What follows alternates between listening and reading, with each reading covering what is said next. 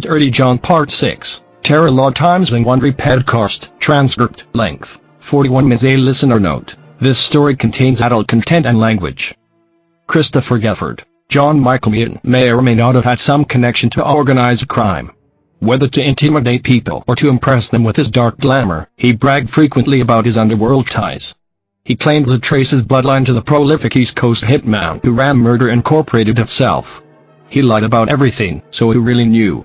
What unnerved people, once they got on his bad side, is how he talked about the mob's way of doing things, with a touch of real admiration in his voice, like the mob's tactic of getting back at enemies. They didn't go after the enemies themselves. A dead enemy couldn't suffer after all. You went after the loved ones. You went after their families. Jacqueline Newell was living with her mother, Deborah, at the Carlisle Apartments in Irvine near the airport. They were afraid of Deborah's estranged husband, John. They kept waiting for police to charge him with lighting Deborah's car on fire, but 2 months had passed and there had been no arrest, no restraining order. Deborah had cut John off from her money. She wasn't taking his calls or texts. She and her kids were looking after John's golden retriever, Murphy, which he'd left at a pound, and Deborah had the Buick Enclave he'd been using, which had been impounded after he ran it into a gate. John had been staying in Henderson, Nevada, but nobody knew for sure when he might appear here in Irvine. Jacqueline felt he was watching them. Jacqueline knew. He didn't have a car, he didn't have his dog, and he was just spiraling out of control. He didn't really have much to live for. He didn't have anything to live for. Christopher. Around 11:30 on the night of Friday, August 19, 2016, Jacqueline was returning from dinner with a friend. They were pulling up to the front of the complex when she saw John in a car in the dark, waiting. Jacqueline. I could see his face from the reflection of his cell phone, and instantly when I pulled in, we saw each other. We locked eyes and he ducked his head and I said, "That's him, and the driver didn't know what I was talking about for a moment, and I said, "Follow him." John's headlights were off and he sped past the light when we realized that we were behind him. He went straight and made a right-hand turn onto the freeway. Christopher. John had smashed or removed the lights on his rental car as if to improve his ability to move furtively in the dark. Jacqueline thinks John was there to kill her or her mom, that he'd been hoping to catch one of them alone, an easy target, and the presence of her male friend scared John off. But now Jacqueline feared he would go after her younger sister, Terra, who lived a few miles away in Newport Beach. Jacqueline. I knew that this was game time. Christopher. From the Los Angeles Times and Wondery, this is Dirty John. I'm Christopher Goffard. Part 6. Terra. Jacqueline told her friend to drive to the Coronados, the sprawling apartment complex in next door Newport Beach, where Terra was living. Here's Jacqueline. Jacqueline. I'd much prefer him to come back to my house, because then we could, whatever he was going to do, we would have some sort of chance of catching his psycho ass on camera. Christopher. You were more worried that he would go to your sister. Jacqueline. Yes, I was. Christopher. Because she was unprotected. Jacqueline. I felt like I'd ruined something for him that looked like it was planned out. Christopher. Now, why did you not call the police? Jacqueline. Because my mom didn't want to call the police, and that made me feel like she just felt hopeless at this point. We'd contacted the police every time something happened and they never helped us out. Christopher. Deborah tells me she was skeptical of her daughter's account about seeing John. She thought Jacqueline had an overactive imagination. Jacqueline says she circled her sister's apartment complex over and over that night. She went to check her sister's apartment door, but she didn't knock because she didn't want to wake her. Jacqueline. She had a little cat with a jingle collar on it. I tried the lock until I heard her cat's little bell come to the door and kind of rub his little body against the door.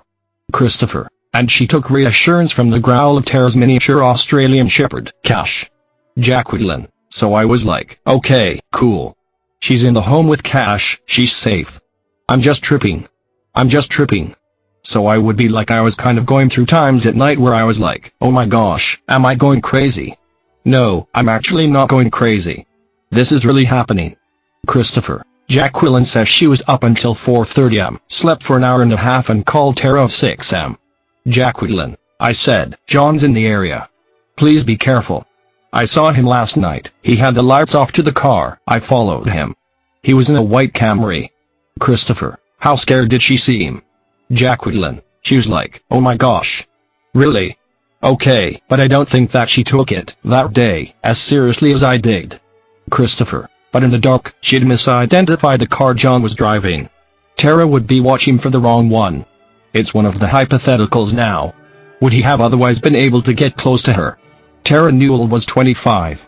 Descriptions of her almost always included the word sweet. Her voice was so soft that waiters had to lean in and ask her to repeat her order. As a kid, she was usually the smallest one on the recess yard and so uncompetitive in softball games that she didn't even bother swinging at pitches. Jacqueline. She had a huge heart for the smallest things. Yeah, that would describe her perfectly. Christopher. So the classic wouldn't hurt a flight personality. Jacqueline. Yeah, she wouldn't. Something that wasn't causing her any harm, no way. She's not very feisty. Christopher. Terra was a child of affluent Orange County suburbs, but she adored country music and she liked the songs about drinking beer, having a good time, and still loving God. Like the company of dogs, music made her forget her anxiety. For years, Terra had lived with a vague sense of dread. When she was around 6, she woke up screaming, convinced someone had climbed through her bedroom window to try and snatch her. She says the intruder dropped her and disappeared out the window. Her parents didn't call police. Her mother thought maybe it was a dream, the function of Terra's distress over what was happening in the house. Her parents were fighting a lot and soon her dad left the house for good. Terra had frequent nightmares at that age. She'd see dark shapes and become convinced they were ghosts or aliens. Over the years, she says she wondered whether she was a little crazy. In therapy, she questioned whether the abduction memory was a real one, but became convinced it had actually happened. When she was a teenager, a guy she'd been dating flipped out and rammed a car into her leg. She says he was on meth. She got a tattoo on her foot that said Psalms 23, "The Lord is my shepherd," with a heart she'd seen in a Taylor Swift video. Early on, Terra sensed John was dangerous. She had sobbed uncontrollably at a Christmas gathering, saying, "There's just something wrong about him. I don't like him," trying to convince people. But not everyone felt what she felt. For the longest time, her mother certainly didn't. Terra did not want to be alone in her Newport Beach apartment even though, as far as she knew, her stepfather did not know her address. As often as possible, she had friends over to crash at her place. Terra knew. Well, the gate was always broken, so he could follow me in beyond the street and probably see where I parked. To be honest, I kind of feel like he was watching me for months, just off and on, so I would always look back and see if anyone was there. Christopher. Terra had premonitions of death. She wrote out a note and put it in her drawer. If anything happened to her, it said, she wanted her ex-boyfriend to get her dog. She says she had a dream that John was attacking her and she had a knife and she had to stab him to save herself. She wasn't a fighter and had no background in the martial arts, though she studied television violence with uncommon intensity. The Walking Dead was a reservoir of survival techniques, like biting, as demonstrated in the Season 4 finale when a character escapes a tight spot by opening a bad guy's jugular with his teeth. Terra. And they got surrounded by this group of guys and they were trying to harass and the other stuck to them, and then Rip just bit off this guy's neck. Christopher. So that reminded you, my teeth are a weapon. Terra. Uh-huh. You pick up stuff from watching stuff or hearing stuff. I'm more of a visual person, so like how they hold the knife, I guess I knew how to hold a knife automatically because, if you hold it the other way, it's more easy to fall out of your hand and stuff. Christopher. What do you mean hold it the right way? Terra. Well, you've got to hold it tight so that you don't cut yourself and then also you hold it kind of like you make a fist where, if you hold it a different way, then it's less control over the knife and someone's more easy to take it from you. Christopher. And you learned all this from the show? Terra. That show and then Dexter and all the other CSI shows. Christopher. An important feature of Zombie Combat is that the enemy is undeterred unless you get it in the head. Terra. A stab to the head or a shot to the head and then you kill a zombie. Christopher. They're already dead, but then they're dead and you need to re-kill them, right? Terra. Yeah. You need to kill their brain. Christopher. But it sounds like you absorbed a certain mindset from the show more than any specific technique necessarily. Terra. Yeah. Christopher. How would you describe that mindset? Terra. Kill or be killed. Christopher. Terra was working in Newport Beach at Rabble Run, a dog kennel. A man called with what sounded like a French accent.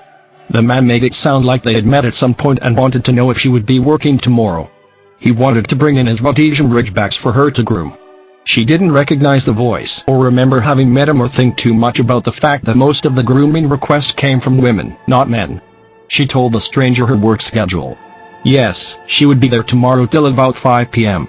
The next morning was Saturday, August 20th, 2016, and Jacqueline called to warn her about John being in town. It would be a good idea to keep her pocket knife handy, her sister said. The morning at the dog kennel, she greeted the labs and terriers and Dobermans and poodle mixes. She unlocked the cages. She carried the big bag of dried high-protein pellets between the cages and filled the bowls. She holed out the cages and the concrete dog runs.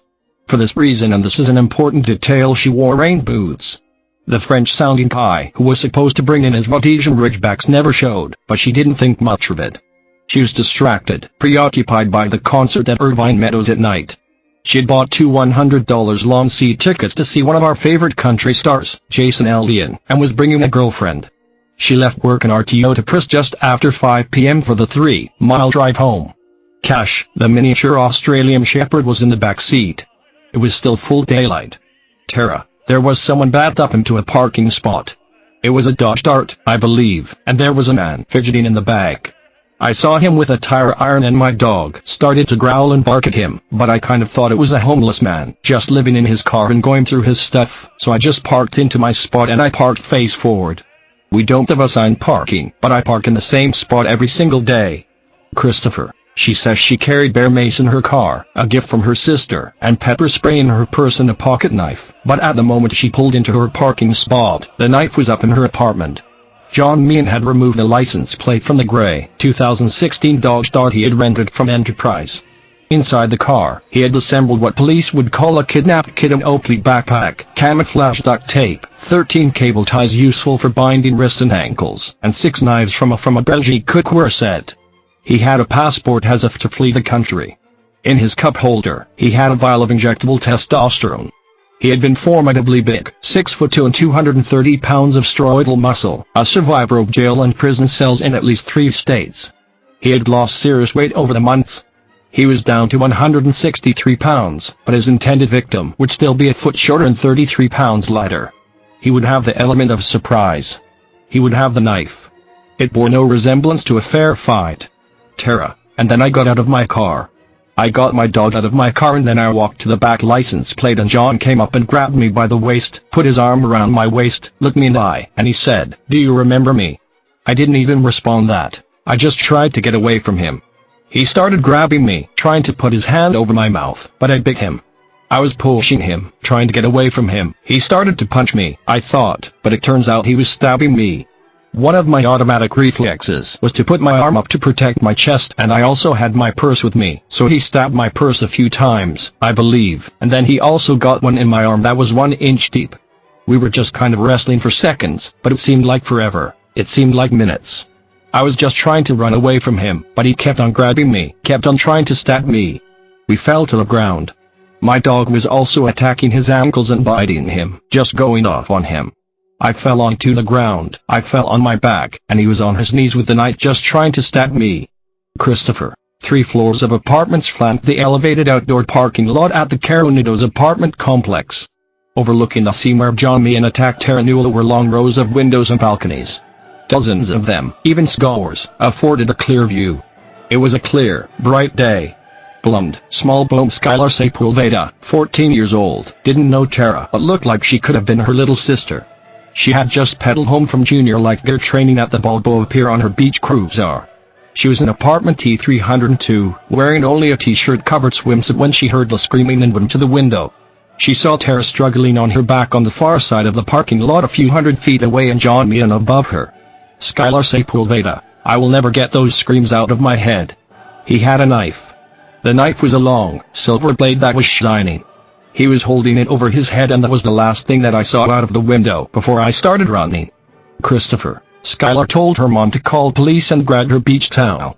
Dispatcher, Newport Beach 911. Female, there's a man up here with a knife and a girl screaming. Christopher, barefoot, she bolted out the door and rushed down 2 flights of apartment stairs. Female, my daughter is taking a towel to her right now because somebody yelled she's bleeding, so we're running over there right now with a towel.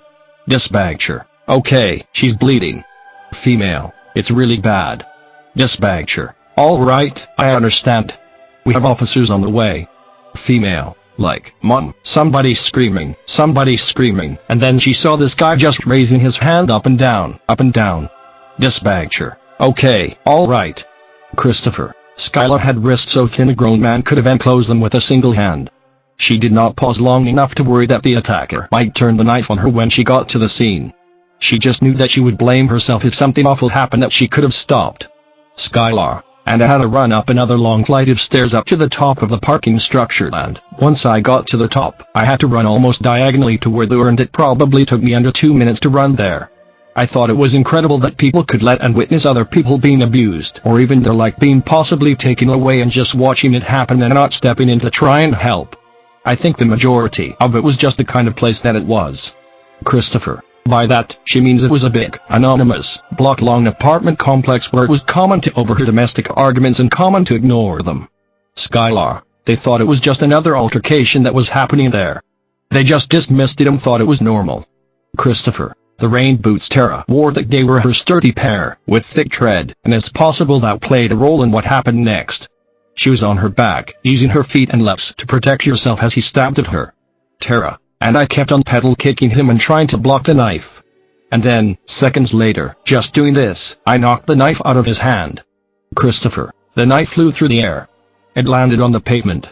It landed inches from her right hand. It landed with the handle pointed toward her. Terra, I didn't give it a second thought, and I just started wailing on him and stabbing him, because I know that if I didn't fight back and win him, he would continue to try to hurt me and possibly kill me. Christopher, she connected again and again. His shoulder blade, his triceps, his shoulder blade, his upper back, his shoulder blade, his upper back, between his shoulder blades, his forearm, his triceps, his shoulder, his chest, his left eye through into his brain. She heard him gasp as he fell heavily on top of her. Terra, the last one was in the eye. Christopher, the very last one. Terra, And so I guess that was my zombie kill. Female, someone's been stabbed in the attacked girl. It's a girl and her dog, and then a guy's on the ground. I'm not really sure what happened. We just heard her screaming. Dispatcher, do you see blood? Female, yes, and the guy's just on the ground. Christopher, when she reached the scene, Skylar Sepulveda found John Meehan face down, bleeding and convulsing. Terra was crawling away, shaking, screaming about how stalked her and tortured her family. She was terrified that John would get up and attack her again. Skylar saw the wound on Terra's forearm and she began to wrap it with her beach towel tightly, the way they taught her in junior lifeguards. Skylar, there was a gash where you could see blood and muscle and tissue. For sure it was the deepest cut that I've ever seen in real life, and I knew that she just needed to calm down in order to properly get better, because screaming and flailing her arms would not have helped the bleeding, so I was doing my best to try and tell her that it was okay and that he wasn't going to hurt her anymore and that she was safe. Terra, she started talking, and she also tried to calm me down and just started asking me questions, and then I realized I was just in hysterics, so she started to ask me random questions about other stuff like when's my birthday, like where were you going to go tonight? Christopher, others had arrived to help. Terra, and then the other guy went to go check on John, and that's when I called my dog back over to me and I ran down the hill because I couldn't be around him. I was scared he was going to wake up and try to hurt me again and heard this guy and just blow past him and try to get me. So I ran down to the hill with my dog and with my arm wrapped in a towel, and then I asked her to get my phone. She ran and she got my phone. I called my mom and I told her, I'm really sorry. I think I killed your husband, and my mom was in hysterics and she was like, what? I don't understand, and then I just kept on telling her, I think I killed your husband. John tried to kill me and I stabbed him. She was like, okay, I'm on my way. Dispatcher, police, you have an emergency. Male. Yeah, we do. We've got female. There's been a stabbing. Dispatcher, is this a woman? Male, come on, breathe, come on. Breathe. Female, he said it's a male and a female. The male's not doing well. The female's dispatcher, hold 1 second. Christopher, John Meehan was not breathing when the police arrived and had no pulse, but they administered CPR and soon his pulse was back and he began to take small, short breaths on his own. Male. Subject has moved to ICU 18. Male, Roger, ICU 18. Christopher, they rushed him to Orange County Global Medical Center in Santa Ana. The paramedics tried to load Terra into the ambulance for the trip to Hoag Hospital. Terra, I wouldn't let them put the IV in me or anything until they gave me my dog back. And so Cash came with me and then I let them put the IV in. He rode with me in the ambulance. They were asking me questions and I just told them I really wanted to go to the Jason Aldean concert. They told me, I don't think you're going to be able to go tonight, and so they felt bad for me and then they turned on some country music to just try to calm me. I asked if he was dead, if I killed him, and they said that I did, but then they revived him and he was brain dead. I was kind of upset that they tried to revive him and waste time and effort and medical dollars and all of that just to keep this evil man alive, but then they told me that it's good to keep him alive so that we could possibly use his organs and help save other people so at least his life wouldn't be completely a waste. Christopher, it's a testament to the impression that John made that, even now, he seemed larger than he was. Not a human being, but a horror movie villain who might spring bolt upright from his deathbed, animated by sheer rage, to attack again. Word of what happened reached Terra's cousin, Shad Vickers. He rushed to the hospital to be sure Terra was alright. Shad Vickers, I was like, if he comes out of this is over. It's going to be horrible. That's how good I thought he was, as I thought he was going to get out of this coma that he was in, get out of his criminal issues, and either strike another family or come to us. Christopher, John's sister, Donna, who had tried more than anyone to help him over the years, who had seen him turn viciously on her too, got the news from her lawyer. At first, she didn't rule out the possibility of some trick. John knew every kind. Donna Stewart, I said, I don't know. It could be a story. It could be John doing something. Christopher, Donna didn't go to the hospital where her brother lay unconscious covered with 13 stab wounds. Donna, I never saw John. I never did. I didn't want to say goodbye. I had already said my goodbyes. Christopher, John's other sister, Karen DeVilliers, was summoned to the hospital. Deborah Newell did not want to be responsible for pulling the plug on her husband. She thought DeVilliers should decide. DeVilliers is a nurse. She looked at the brain scans and realized her brother had no chance. She gave the okay to pull him off life support. A transplant team tried to harvest his organs, but years of drug use had ravaged them. John Michael Meehan, drug addict, failed law student, disgraced nurse anesthetist, fake doctor, prolific grifter, black-hearted Lothario, and terror of uncountable women, was declared dead at age 57 on August 24, 4 days after he attacked Terra Newell. Deborah and Karen were led to a room in a Santa Ana funeral home where his body lay in a long, plain cardboard box. They watched the lid go on the box and the box go in the oven. The door closed, he turned into black smoke, and that was all. There was no memorial service. Terra struggled with guilt. It helped her talk to Meehan's sisters. This is Donna. Donna, I brought her flowers and I thanked her. I said, he could have made it a lot worse for a lot of people the rest of his life. You did a good thing. Sounds weird, but he was a bad person. I think it helped, but I don't know. Christopher, everyone who heard the story had the same question, how did she prevail? I asked Shad what sense he could make of it. Shad, 0. 0 makes sense, and that dog is a tiny dog. Impossible. There's no way.